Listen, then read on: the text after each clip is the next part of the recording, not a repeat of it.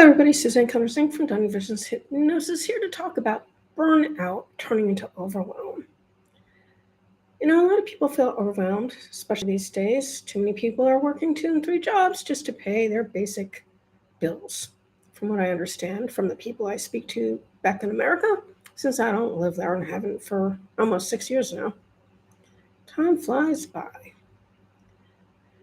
When we're feeling overwhelmed, we tend to feel really anxious because we're trying to do too many things, we're running all over the place, and it is exhausting. And I can tell you many years ago, my practice was very busy and I was dealing with emotional issues from my family. My marriage was going really poorly. It ended a few years later. And I was dealing with some issues with my mother who had some serious mental illness. She's been deceased since 2018, gone back to her creator. But during the time, she was having some pretty bad difficulties, and it was taking a lot of time and energy out of my life to help her work through this stuff as she was causing chaos in my life and in my marriage, because that was something that she enjoyed doing. Well, I won't say she enjoyed doing it. It was part of her dysfunction. We'll just leave it at that. But in any case, it landed me in the hospital for like 6 days in July when the residents were there doing their rounds, and many of the doctors full-time were on vacation. So don't go to the hospital in July if you can help it, okay? It's really bad timing. Now, what I want you to know is that I was really emotionally exhausted at the time. I really, truly enjoy working with my clients. I do. But the other stuff was just adding too much. And it so happened that the doctors at the hospital had no clue how to help me. I had a compounding pharmacist down the street from me who I went to, and he ran some test for my sex hormones. It was perimenopausal stuff that was going on at the time. And he told me straight out, because he also ran cortisol testing on me, that because I wasn't willing to slow down, my body forced me to. That was a fact of life back then. I think we're going back to like 2005 or 6, somewhere in there. So we need to listen to our bodies if we're not willing to listen to our minds. We need to take it easy. And I can tell you, living in Albania, it works out really well because my mornings are my own. No one's awake in America until about 2 o'clock my time on the Eastern Coast, average. That's 8 o'clock in the morning. And that means that my afternoons and evenings are for work and networking and things of that nature, or the folks back in the United States. And I do my schoolwork in the morning. It's a really great schedule. It works really well for me.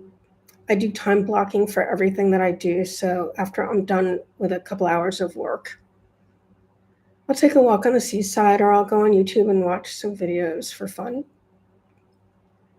Or I'll have a call. Sometimes my godson calls in on WhatsApp, and I'll chat with him. And it breaks up the day.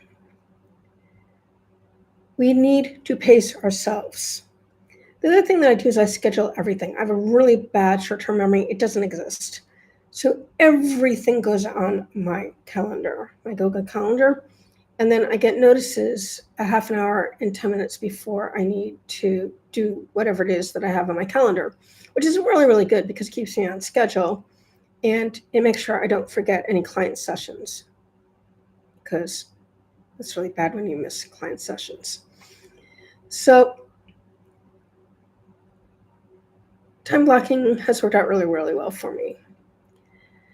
Sometimes when I have really long papers that I need to get done, I'm capable of scheduling it on my calendar for several hours, and I'll just sit on my butt until it's done. I'm really good at doing that. I've learned how to do that over the years as I was working through my master's programs. So it's not necessarily a fun thing to do, but it can be done. And it always feels great when a paper is written, and especially when it's uploaded for grading, especially if it's worth 21 or 30 points. My last paper I just wrote 30 points. And I did take 4 weeks to write it because our professor said in the second week, do not wait till the end to write this paper. It's going to take you a while.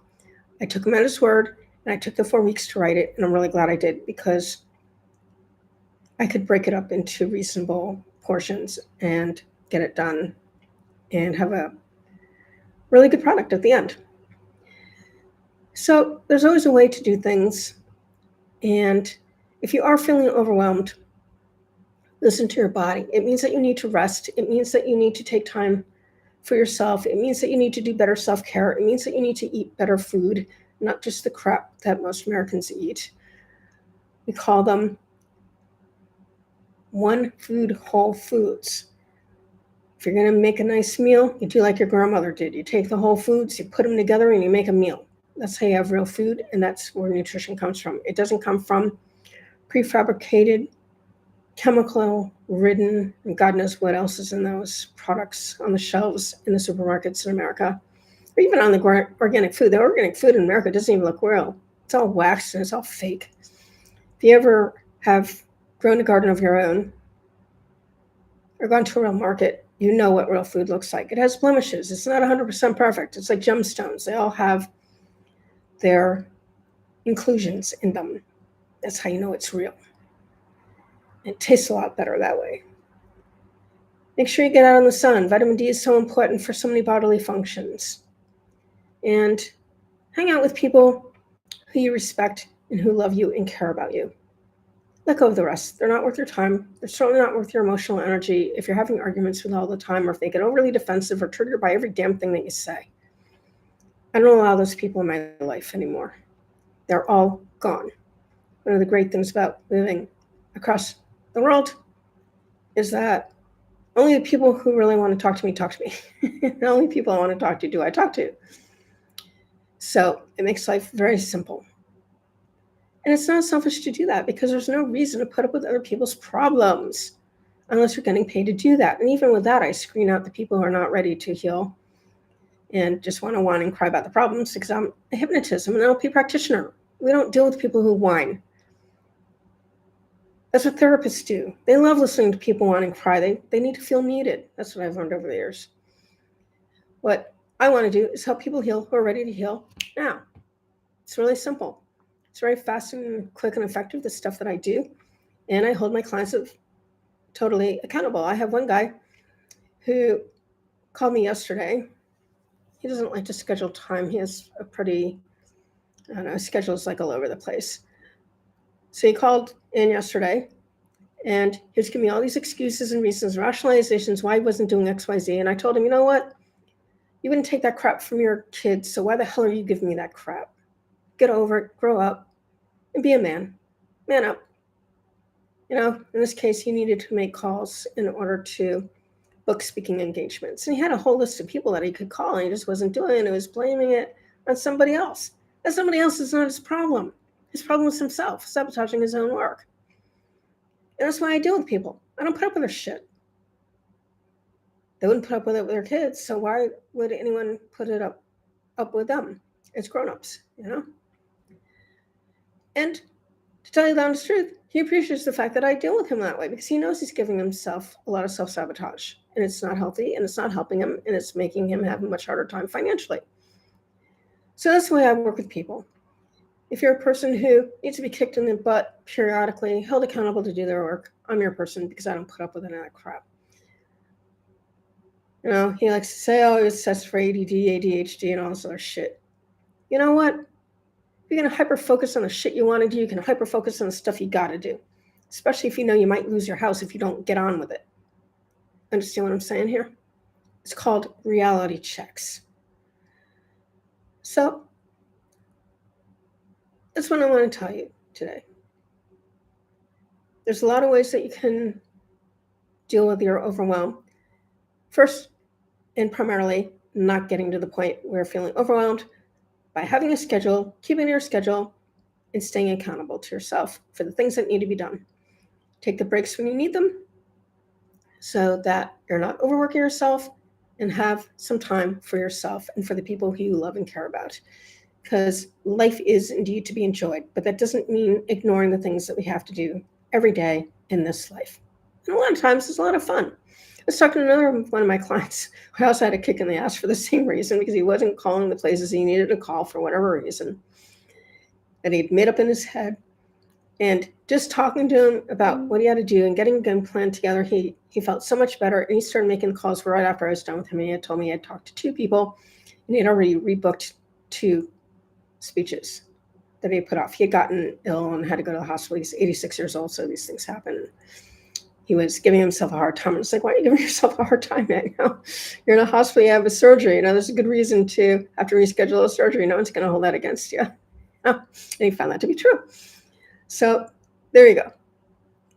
Sometimes when we do the things that we find scary, we are absolutely wanted